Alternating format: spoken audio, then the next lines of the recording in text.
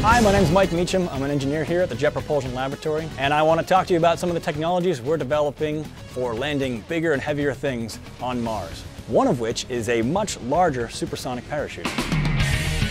When we land spacecraft on Mars, we're going extremely fast.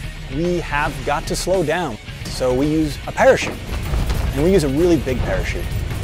To make these large parachutes, you have to test them before you go. You need a way to apply the same load that you're going to feel on Mars, and you need a way to do that here on Earth. In the past, we've always used a wind tunnel, but the parachutes themselves are getting so large they don't fit in any of these wind tunnels anymore. We needed a way to apply the same type of wind in a controlled way, and we had to get outside of the building. If you want to go to Mars, you want to go big, then you've got to test big here. You've got to be a little crazy sometimes if you want to do the crazy things. The crazy idea we came up with was to attach it to a rocket sled and have that rocket sled pull it around a pulley with a huge 1 kilometer long rope. And the way you have to do that is extremely complicated.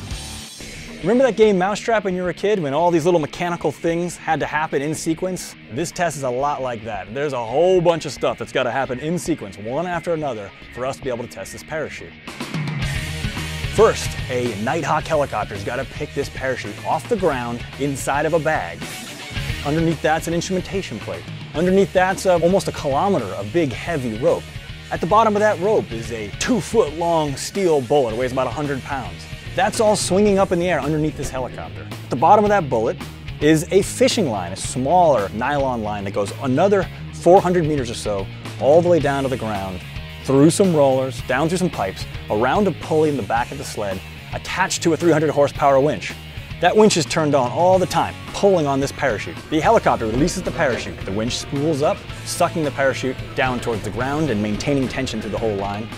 Our parachute's now inflated. Our winch is still spooling it in, and it's pulling that bullet right down to the ground through all those same rollers, same pipes, into the back of the sled. As soon as that bullet latches into the back of the sled, we've got the parachute. We cut away that fishing line, turn off the winch, light the rockets, and now our rocket sled is pulling our parachute down toward the ground around a pulley. And that's our outdoor wind tunnel.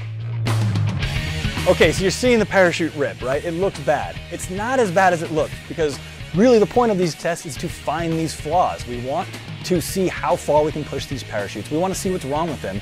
And more importantly than anything, we want to see if it happens here on Earth before we spend all the real big bucks and go to Mars.